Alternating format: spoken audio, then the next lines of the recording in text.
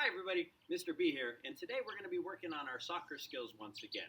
Now last time in the soccer shootout, we were working on two standards, one for first grade and one for second grade.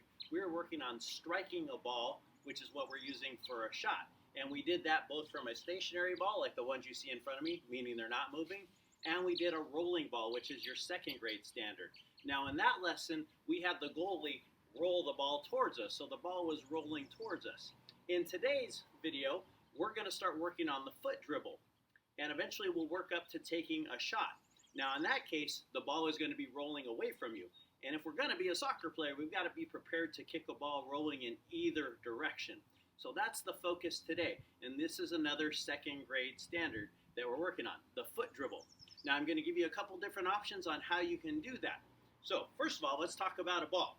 Now we went over some of these choices in the soccer shootout. And just like in that one, the more open an area you have, the better. So I recommend coming outside. If you have a little lawn like I do, our lawn is not huge, but it's big enough for a little area. Better, go to the park, go with your family, get a gator or a mask, keep your social distance, and you'll have a lot more room. And we're starting to get, again, things opened up. So take advantage of that and use that open space. Now you could even do this inside if you need to, but again, you'll need a very soft ball. So I'm actually going to be using a real soccer ball today, so I'll be using that one. But similar, I have my giant tennis ball that I've talked about. You could try using a grocery store ball, but as we pointed out in soccer shootout, this one's really light, so it's going to be difficult to control, and when you kick it, it's going to have a tendency to go up. It's going to be really difficult to control, but again, use what you have. This is a playground ball, so this one's heavy enough to work pretty well. It should work pretty similar to a soccer ball, except it's going to be a lot more bouncy. We have the dodgeball, so if you have a spongy kind of ball, this will work. Now notice this one is much smaller, and this is a size 5 soccer ball, by the way, so more appropriate for adults.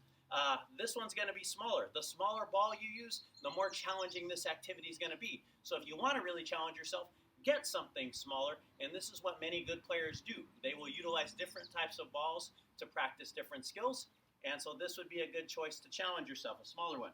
And then again, we have the ball that anybody could make. If you don't have any of these lying around, you can make your own ball like I showed you in the soccer shootout, or like I talked about. This is just a grocery store bag. I put a bunch of crumpled up newspapers inside of it, so you can make it as big as you want. And then I just put some tape around the outside of it. And this actually would work pretty well, as we showed you in the soccer shootout. It works. Okay, now it's not perfectly round, but you can do it. All right, I'm going to get everything out of the way so we can get started. All right, so now I've got the rest of the balls out of the way. I have my soccer ball here that we'll be using for this activity, so we're ready to go. Now again, a nice open area like this, well, it's not super open, but this is all the room I have. So find your area. Now I also put up some cones here. If you don't have cones, that's fine. I just use buckets, use anything that you can dribble around. And I also set up a goal there. As I mentioned, we're going to combine two standards. First, we're going to start dribbling. Then we're going to dribble around some cones. And then we're going to start combining the dribble and the shot. Now it's hard to see because it's over there in the shade. I just laid down a trash can over there in the shade, and that's going to be my goal. So the trash can's not very big. It's only about this big, which means I may miss. So keep that in mind if you're practicing somewhere like this. Over there where my goal is, if I miss, I'm just going to hit the brick wall. I'm not going to hit a window. So please be careful and set up your area carefully if you are participating at your house. All right, now when we're dribbling a ball, this is again a skill that many students make mistakes on, just like with the strike. We're not going to use our toe, just like in the foot strike. We are going to be using primarily the inside of our foot, the instep like we did on the strike.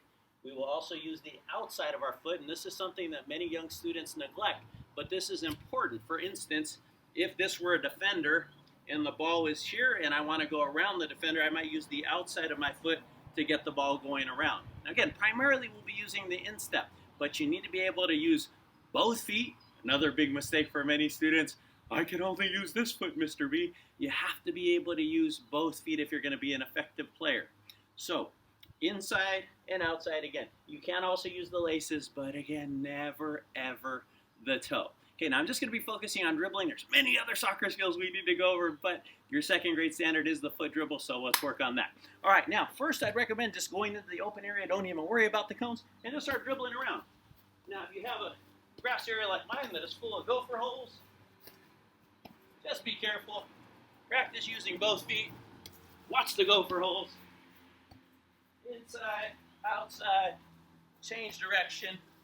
And notice when I'm dribbling, I'm keeping the ball close to me. This is one of the big mistakes when students tell me they are dribbling. They kick the ball and chase it, and then kick the ball and chase it. That's not dribbling. The function of a dribble in soccer is to move to another area of the field while keeping the ball under control. If you just kick it to an open area and chase it, both you and the defenders are going to have an equal opportunity, and sometimes they'll have a better opportunity of getting that ball. So keep it close to you. Now, once you practice just dribbling around the grass like I showed you, now let's start dribbling around some cones, which are essentially like defenders. In a game, people are going to try and take that ball away from you, so you have to be able to change directions to avoid them. Now, while you're changing directions, there are a few things that you can change to avoid defenders. Number one, change direction. So inside and outside, changing direction. You can also change speed. Go slow, slow, slow, fast. If you do that, you can lose defenders because every time you change something, they have to react. So that is something very important to do. All right, so changing speed, changing direction, those are going to be the primary ways that we can lose defenders. Okay, so here we go. I'm going to start dribbling around the cones. Again, I don't have a lot of room, so I can't go super fast here. But let's see how we do. So again, dribble around the cones, inside, outside, go around. And since we don't have much room here, I'm just going to turn around and come back and dribble through the cones again. Again, a lot of holes on my field here. So I'm kind of looking down a little more than I should. Oops. Inside, outside. I just found a gopher hole. All right. So you'll practice that for a little bit. Again, inside and outside. Hopefully your grass is a little better than mine. And a lot of holes here that trip over. Now also, as you're dribbling around, concentrate on looking up.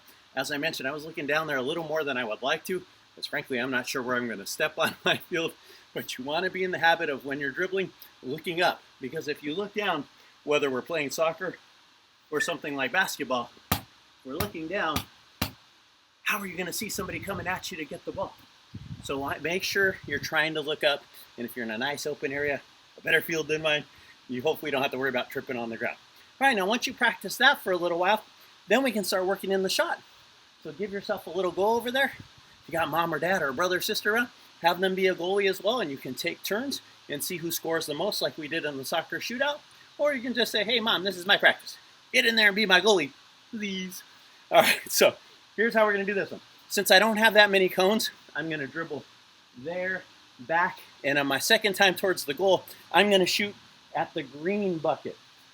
I'm going to shoot towards the goal from the green bucket. Okay, so that's my area that I want to shoot from. And you can set up your field any way you like, but that's what I'm going to do on this one. So here we go. You're going to dribble again, inside, outside. Keep the ball close to you. Go around. Keep the ball close. All right, so this time around, I'm going to shoot as I come back around. When I get to the green bucket. Missed it. But I just start again. I'll dribble back. And try again. When I get to the green bucket, this time it's going to be on my left side. Almost got it. Went off the trash can. So again, just dribble around, so on and so forth. Now, like we mentioned in the soccer shootout, you must be able to use both feet. So make sure, just like I did, the first time I went through, I shot with my right foot. A little further away here. So set up your shot so you're shooting with your right foot. The next time around, as you get to that cone, push it to the other side so you can strike it with the left foot. Remembering to push the ball a little in front of you when you're preparing to shoot. You don't want to shoot with the ball directly to your feet. So don't catch up to it, stop it, back away, and then shoot, like I see some students do. As you're preparing to shoot, as you're getting to that last cone, push it a little in front of you so you know you're ready to shoot. Push it in front. Keep missing. So again, my goal is pretty small. I keep missing. But again, keep practicing. This is just an idea for you to set up so you can practice your skills. Again, the bigger area you have, the better. The smaller ball you have, the more challenging it's going to be. If you have a very small goal like mine, it's very challenging, as I'm showing you here. So have fun, practice your skills. Again, inside and outside of your foot. Practice all three of the different ways I told you. just in an open area without worrying about going around anything, keeping the ball under control. Then work your way to dribbling around fake defenders, just cones, and then start working in the shot. Again, use both feet, left and right, inside and outside when you're dribbling. When you're shooting,